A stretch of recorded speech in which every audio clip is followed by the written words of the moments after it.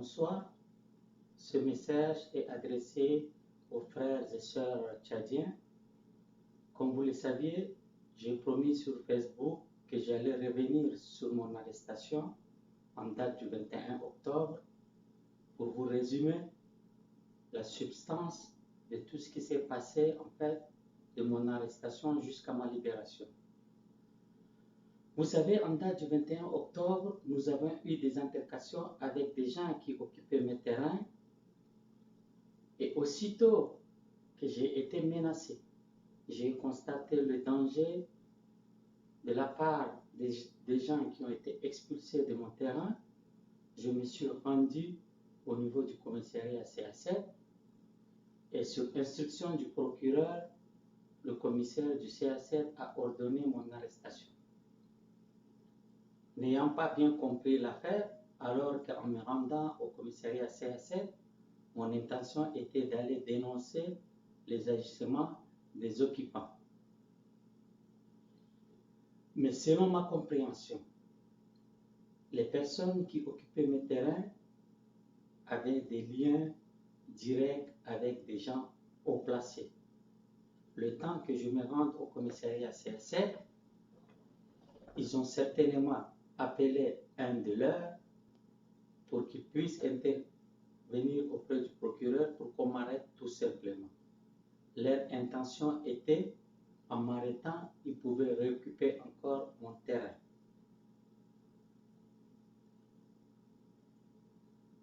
Quand j'avais dit au commissaire du CA7 pourquoi il m'a arrêté alors que c'est moi qui suis plaignant, il m'a dit: Abdelaziz, j'ai reçu l'instruction du procureur de la République. Il m'a dit de te garder jusqu'à demain et faire un PV et te traduire devant lui. Effectivement, c'est ce qui a été fait.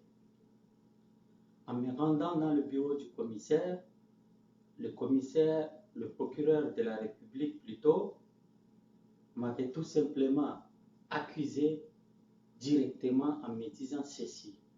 Il m'a dit: Abdelaziz, c'est toi qui agis de la sorte. Je lui ai dit tout simplement: Monsieur le procureur, écoutez-moi d'abord. Il m'a dit: non, Abdelaziz, je n'ai pas besoin de t'écouter. Et tu as enlevé une arme. Mais j'ai dit: où est l'arme? Il m'a dit: de toute façon, je n'ai rien à voir. Je n'ai pas besoin de comprendre. J'ai des éléments sûrs que tu as fait sortir une arme pour menacer des Tchadiens. À partir de ce moment, je vais te traduire en comparution immédiate. Vous savez, en me rendant dans le bureau du commissaire, plutôt du procureur de la République, je suis allé tout seul. Parce que j'avais trouvé une affaire aussi banale que je n'avais pas besoin de mon avocat et surtout que même moi, pendant que j'étudiais la science politique à l'Université d'Ottawa, j'avais passé un certificat en droit. Donc, selon ma compréhension et surtout compte tenu de la banalité de l'affaire, j'ai disposé des bases suffisamment en droit pour me défendre tout seul. Mais vite, j'ai compris que derrière, il y a une main longue. Aussitôt en sortant, le procureur, après avoir qualifié le PV de flagrant délit et en orientant le PV devant le président du tribunal pour une comparution immédiate, j'ai constaté le danger et j'ai appelé aussitôt mon avocat. 30 minutes après, quand mon avocat était arrivé, vers 11h30, je lui ai expliqué un peu l'affaire. Il est allé voir le procureur lui avait dit: non, je dois traduire Abdelaziz devant le président du tribunal pour une comparution immédiate. Donc il faut m'attendre dehors. Et à partir de ce moment, quand le président du tribunal sera libre, on va se rendre à son bureau pour qu'il juge l'affaire. De 11h à 16h, le procureur de la République a tenu le dossier. Lassé, mon avocat est allé le voir. Il lui a dit: monsieur le procureur, si vous êtes occupé, confiez le dossier à un de vos substituts.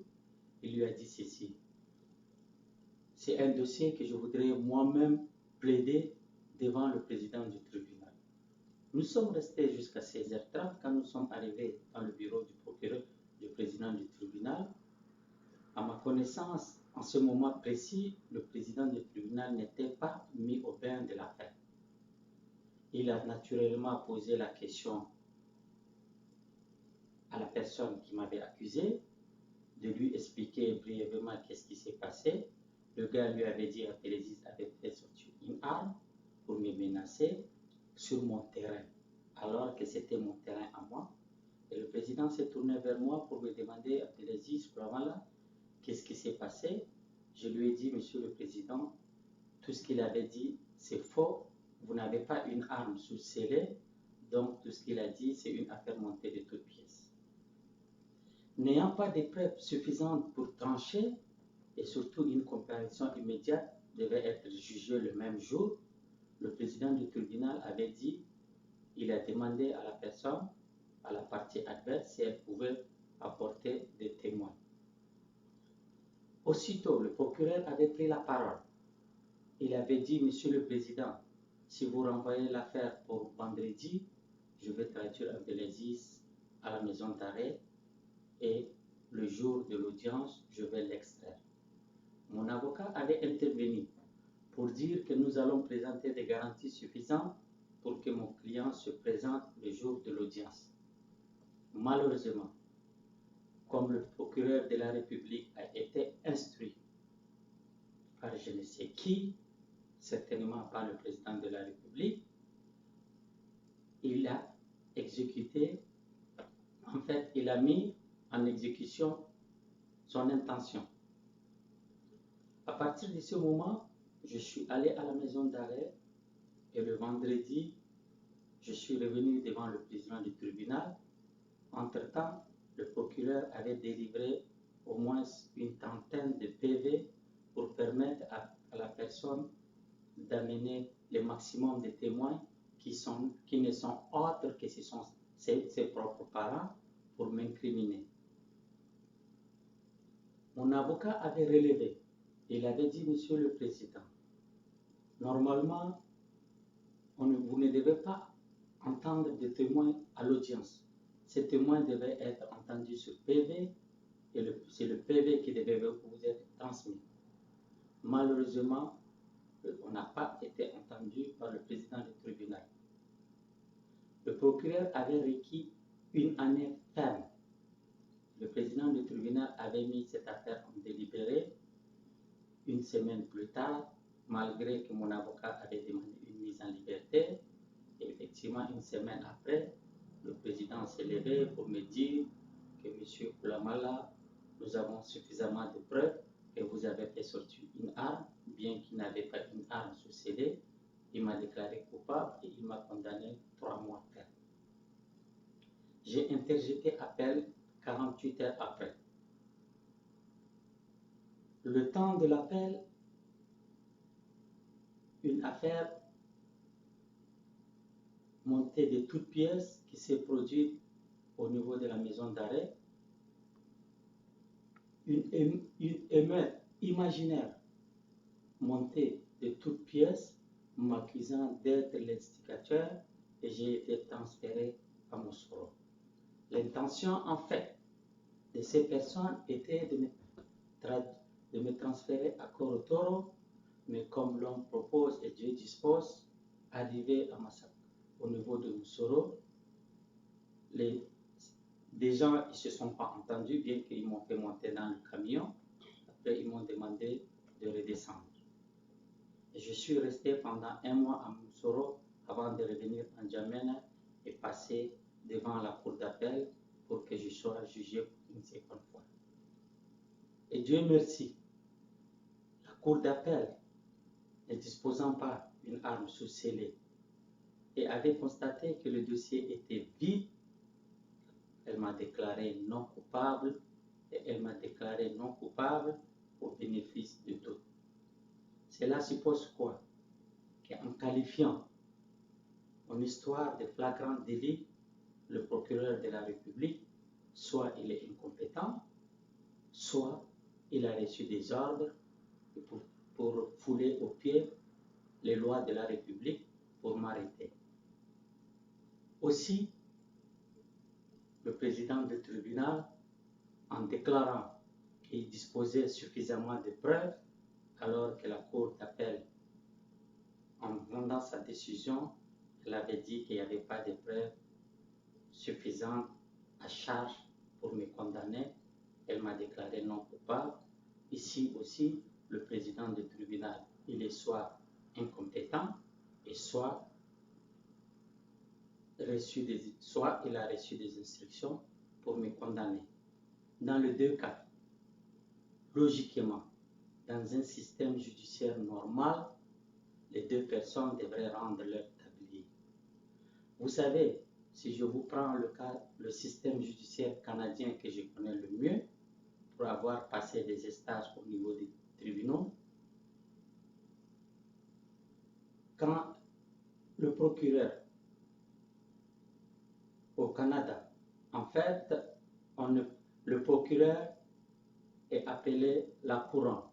Quand la couronne et le président du tribunal prennent une telle décision pour condamner injustement un citoyen canadien, non seulement ils devraient rendre leur tablier, mais ils seront poursuivis.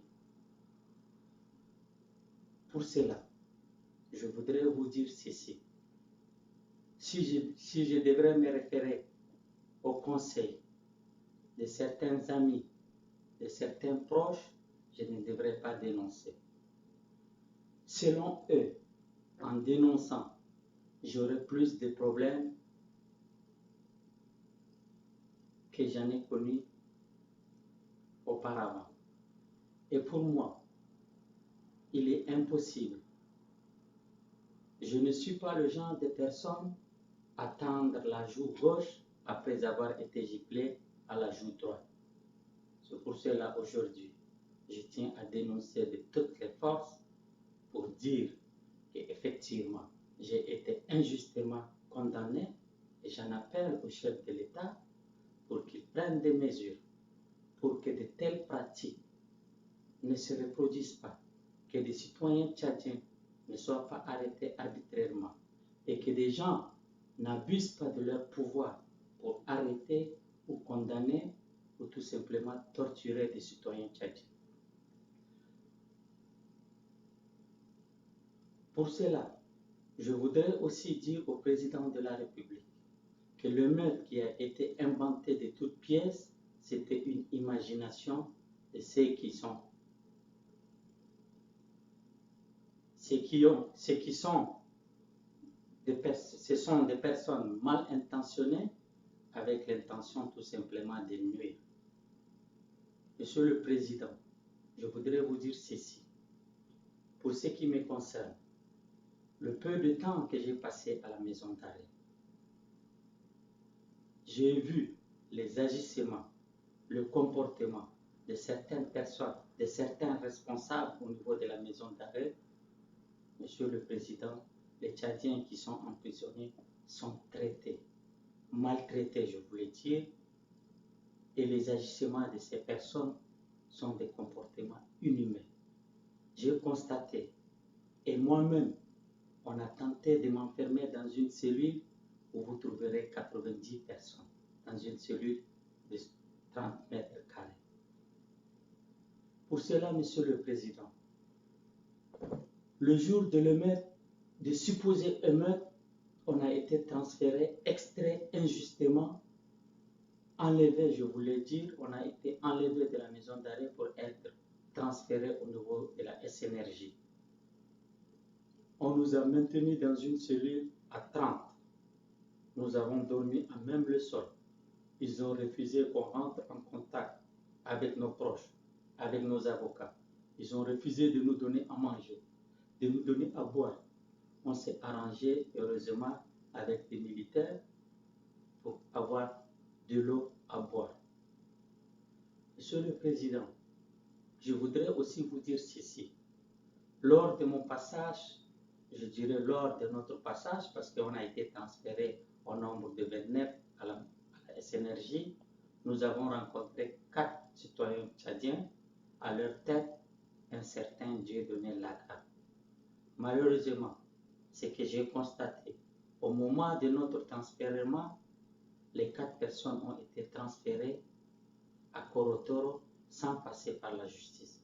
C'est aussi une pratique inhumaine et illégale. Je ne dis pas que ces personnes sont innocentes, mais je dis tout simplement que c'est un comportement irresponsable et un comportement qui n'est pas digne des responsables tchadiens. Monsieur le Président, pour finir, c'est à vous que je m'adresse. J'ai constaté qu'autour de vous, il y a un certain lobby qui agit en toute impunité. Ce lobby, Monsieur le Président, a réussi à vous manipuler par la ruse, à gagner votre confiance, à instaurer une confiance qui lui permet tout simplement d'en abuser de votre confiance et de torturer ou d'arrêter arbitrairement les Tchadiens. Je sais, Monsieur le Président, ce lobby a réussi à gagner votre confiance. Quoi que les autres Tchadiens disent, vous ne les entendez pas. Mais par contre, quand ce lobby vient vous dire quelque chose, et c'est que j'ai compris, Monsieur le Président, vous le prenez pour la parole d'évangile. Et ce n'est pas une bonne méthode, selon moi. Si vous continuez, Monsieur le Président, à entretenir cette confiance avec ces lobbies, je pense, c'est une confiance que je considère, à mon avis, c'est une confiance que je qualifierais comme la confiance qui existait entre le pilote et le copilote du Boeing 380, 320 autant pour moi, qui s'est écrasé sur les montagnes dans le sud de la France. Je crois que vous avez appris cette histoire. Le pilote de l'avion, ayant une confiance totale envers son copilote, s'est abstenu pendant un laps de temps, le temps de revenir dans le cockpit. Le copilote, qui avait déjà un projet en tête, avait tout simplement fermé et conduit l'avion à une chute vertigineuse, et la suite, vous la connaissez. Et c'est pour cela, je pense, Monsieur le Président, vous êtes le pilote présentement de tous les Tchadiens. Vos collaborateurs sont vos copilotes. Vous avez une confiance certaine à leur égard. C'est votre droit. Mais à ma connaissance, Monsieur le Président, je préfère, comme on a l'habitude de le dire, quand on entend un son, on n'entend qu'une cloche. Donc, quand on entend une cloche, on n'entend qu'un son. Donc, je voudrais que désormais, vous preniez la peine d'écouter les autres Tchadiens. Écoutez aussi ce lobby au besoin. Moi, pour ce qui me concerne, je préfère que si vous vous attellerez à démanteler ce lobby pour vous permettre à vous de prendre des décisions rationnelles. C'est pour cela, pour finir, Monsieur le Président, je voudrais tout simplement vous dire, j'ai reporté mon voyage prévu pour le 14 avril, craignant naturellement, après avoir été arrêté injustement ces lobbies et ayant eu des informations, après avoir publié certaines vidéos que les gens me préparaient un coup à mon retour. J'ai décalé tout simplement mon voyage, mon retour au Tchad jusqu'au 18 mai. Je sais, Monsieur le Président, la confiance qui existe entre vous et ce groupe de lobby. Si demain ils viennent vous dire qu'Abdelaziz Koulibaly, durant son absence de 3 mois entre le Canada et la France, a préparé quelque chose contre le système, vous allez le croire. C'est pour cela que j'ai tenu à faire cette déclaration, à adresser un message solennel à tous les Tchadiens et les informer que je n'ai aucune intention et à partir du 18 mai, Inch'Allah, je regagnerai mon pays. Et si demain, je suis arrêté, c'est que ça serait une arrestation encore arbitraire et des gens, comme c'est une pratique, malheureusement au Tchad, ils m'ont tout simplement tendu un piège et ils m'ont arrêté. Je vous remercie.